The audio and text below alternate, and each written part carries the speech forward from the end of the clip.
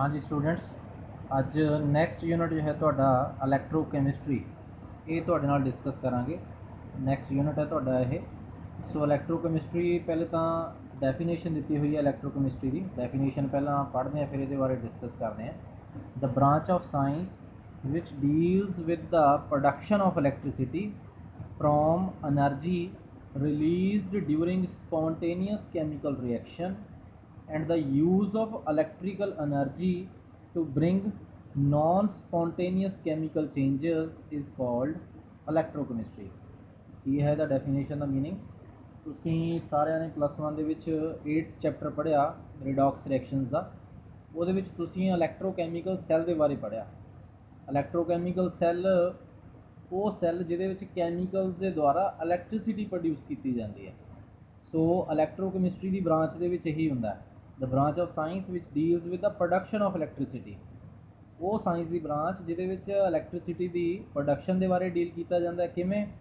From energy released during spontaneous chemical reaction. Spontaneous chemical reaction ਜੋ ਰਿਡੌਕਸ reaction ਹੁੰਦੇ ਸੀ ਕਿ automatically oxidation ਵੀ ਹੋ ਰਹੀ ਹੈ, ਰਿਡਕਸ਼ਨ ਵੀ ਹੋ ਰਹੀ ਹੈ। ਜਿਵੇਂ ਤੁਸੀਂ ਪਲੱਸ 1 'ਚ ਪੜ੍ਹਿਆ, ਇਲੈਕਟ੍ਰੋਕੈਮੀਕਲ ਸੈੱਲ ਦੇ ਵਿੱਚ ਕੈਮੀਕਲਸ ਦੇ ਦੁਆਰਾ ਹੀ ਇਲੈਕਟ੍ਰਿਸਿਟੀ ਪ੍ਰੋਡਿਊਸ ਕੀਤੀ ਜਾਂਦੀ ਹੈ। ਉੱਥੇ ਕੈਮੀਕਲਸ ਆਟੋਮੈਟਿਕਲੀ ਆਕਸੀਡੇਸ਼ਨ ਤੇ ਰਿਡਕਸ਼ਨ ਕਰਦੇ ਆ, ਕੈਮੀਕਲ ਰਿਐਕਸ਼ਨ ਹੁੰਦਾ ਉਹਨਾਂ ਦੇ ਵਿੱਚ ਤੇ ਫਿਰ ਉਹਨਾਂ ਦੇ ਦੁਆਰਾ ਇਲੈਕਟ੍ਰਿਸਿਟੀ ਪ੍ਰੋਡਿਊਸ ਕੀਤੀ ਜਾਂਦੀ ਹੈ। ਇੱਕ ਤਾਂ ਇਹ ਤੇ ਦੂਜਾ ਪਾਰਟ ਹੋਰ ਵੀ ਹੈ, and the use of electrical energy to bring non spontaneous chemical changes. ਤੇ ਦੂਜਾ ਇੱਕ ਤਾਂ ਇਲੈਕਟ੍ਰੋਕੈਮੀਕਲ ਸੈੱਲਸ ਹੁੰਦੇ, ਇੱਕ ਇਲੈਕਟ੍ਰੋਲਿਟਿਕ ਸੈੱਲਸ ਹੁੰਦੇ ਨੇ। ਇਲੈਕਟ੍ਰੋਲਿਟਿਕ ਸੈੱਲਸ ਉਹਨਾਂ ਤੋਂ ਬਿਲਕੁਲ ਡਿਫਰੈਂਟ ਹੁੰਦੇ ਆ।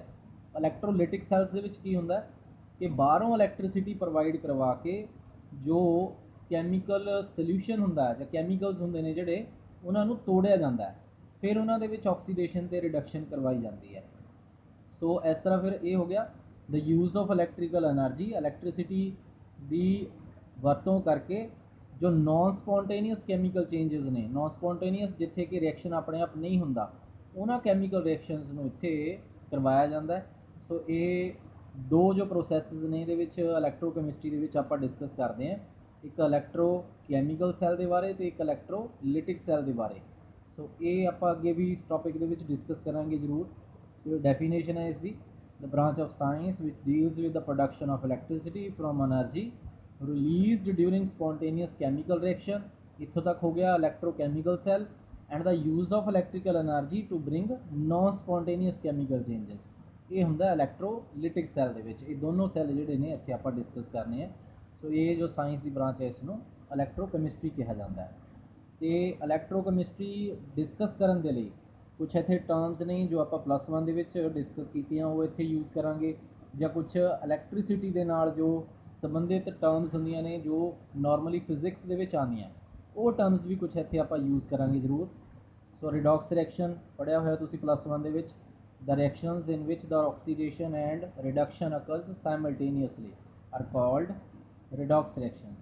ਇਹਨਾਂ ਦੇ ਬਾਰੇ ਜ਼ਿਆਦਾ ਐਕਸਪਲੇਨ ਕਰਨ ਦੀ ਜ਼ਰੂਰਤ ਨਹੀਂ, ਤੁਸੀਂ ਪਲੱਸ 1 ਦੇ ਵਿੱਚ ਕਰ ਚੁੱਕੇ हैं। ਸੋ ਇਹਦੇ ਵਿੱਚ ਆਕਸੀਡੇਸ਼ਨ ਹੁੰਦੀ ਹੈ, ਦ process of loss of electrons is called oxidation. ਇਸੇ ਤਰ੍ਹਾਂ ਆਕਸੀਡਾਈਜ਼ਿੰਗ ਏਜੰਟ ਜਿਹੜਾ ਆਕਸੀਡੇਸ਼ਨ ਕਰਵਾ ਦੇਵੇ, ਮੀਨਸ ਜਿਹੜਾ ਦੂਜੇ ਦੇ ਇਲੈਕਟ੍ਰੋਨ ਲੂਜ਼ ਕਰਵਾ ਦੇਵੇ। ਦੂਜੇ ਦੇ ਕਿਵੇਂ ਲੂਜ਼ ਕਰਵਾ ਦੇਵੇ ਕਿ ਉਹਦੇ ਕੋਲੋਂ ਇਲੈਕਟ੍ਰੋਨ ਲੈ ਲਵੇ। ਸੋ ਇਸੇ ਤਰ੍ਹਾਂ ਫਿਰ ਆਕਸੀਡਾਈਜ਼ਿੰਗ ਏਜੰਟ ਦੀ ਡੈਫੀਨੇਸ਼ਨ ਹੈ, the substance which has tendency to gain the electron is called an oxidizing agent। लिखा हुआ has tendency। so oxidizing agent हो गया जो इलेक्ट्रॉन ले सकता होवे।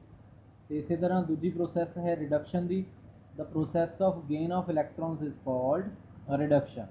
तो इसी तरह फिर reducing agent जोड़ा रिडक्शन करवा देवे, मीनस जोड़ा ਦੂਜੇ ਨੂੰ ਇਲੈਕਟ੍ਰੋਨਸ ਜਿਹੜੇ ਨੇ ਉਹ ਲੂਜ਼ ਕਰ ਦੇਵੇ ਤਾਂ ਜੋ ਦੂਜਾ ਗੇਨ ਕਰ ਸਕੇ।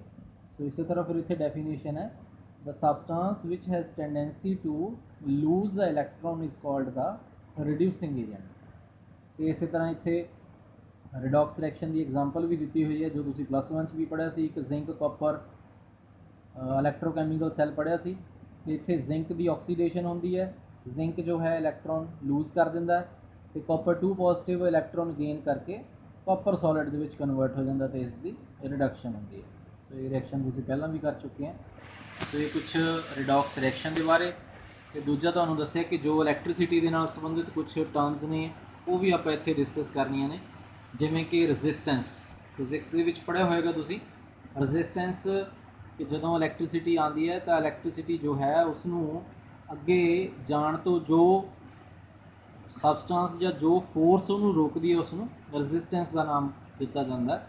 ਇੱਥੇ ਡੈਫੀਨੇਸ਼ਨ ਵੀ ਹੈ ਇਸ ਦੀ ਦਿੱਤੀ ਹੋਈ, the opposing force which opposes the flow of electric current is called resistance. ਉਹ ਫੋਰਸ ਜਾਂ ਉਹ ਬਲ ਜੋ ਕਰੰਟ ਨੂੰ ਅੱਗੇ ਜਾਣ ਤੋਂ ਰੋਕਦਾ ਹੈ ਉਸ ਨੂੰ ਰੈਜ਼ਿਸਟੈਂਸ ਕਿਹਾ ਜਾਂਦਾ ਹੈ। ਇਸੇ ਤਰ੍ਹਾਂ ਇੱਕ ਮੈਟੈਲਿਕ ਕੰਡਕਟੈਂਸ ਨਾਰਮਲੀ ਜੋ ਸਬਸਟੈਂਸਸ ਬਿਜਲੀ ਦੀਆਂ ਕੰਡਕਟਰਸ ਹੁੰਦੀਆਂ ਨੇ, ਇਲੈਕਟ੍ਰਿਸਿਟੀ ਦੀਆਂ ਕੰਡਕਟਰਸ ਨੇ, ਉਹਨਾਂ ਦੀ ਹੀ ਕੰਡਕਟੈਂਸ ਹੁੰਦੀ ਹੈ। ਸੋ ਮੈਟੈਲਿਕ ਕੰਡਕਟੈਂਸ, ਮੈਟਲਸ ਦੀ ਕੰਡਕਟੈਂਸ, ਇਹ ਉਹ ਕਿੰਨੀ ਕੁ ਇਲੈਕਟ੍ਰਿਸਿਟੀ ਪ੍ਰੋਡਿਊਸ ਕਰ ਸਕਦੇ ਆ। ਸੋ ਡੈਫੀਨੇਸ਼ਨ ਲਿਖੀ ਹੋਈ ਹੈ, the conducting power of metals which they can produce due to the movement of electrons is called metallic conductance। ਸੋ ਸ਼ਾਇਦ ਤੁਹਾਨੂੰ ਯਾਦ ਹੋਵੇ, ਤੁਹਾਨੂੰ +1 'ਚ ਵੀ ਦੱਸਿਆ ਸੀ ਕਿ ਜੋ ਸੋਲਿਡ ਸਬਸਟੈਂਸਸ ਹੁੰਦੀਆਂ ਨੇ ਉਹਨਾਂ ਦੇ ਵਿੱਚ ਜੋ ਇਲੈਕਟ੍ਰਿਸਿਟੀ ਦੀ ਮੂਵਮੈਂਟ ਹੈ ਉਹ due to the movement of electrons ਹੁੰਦੀ ਹੈ। ਸੋ ਜੋ ਲਿਕੁਇਡਸ ਹੁੰਦੇ ਨੇ, ਲਿਕੁਇਡ ਕੰਡਕਟਰਸ ਹੁੰਦੇ ਨੇ, ਉਹਨਾਂ ਦੇ ਵਿੱਚ ਜੋ ਇਲੈਕਟ੍ਰਿਸਿਟੀ ਹੈ ਉਹਦੀ production due to the movement of ions ਹੁੰਦੀ ਹੈ।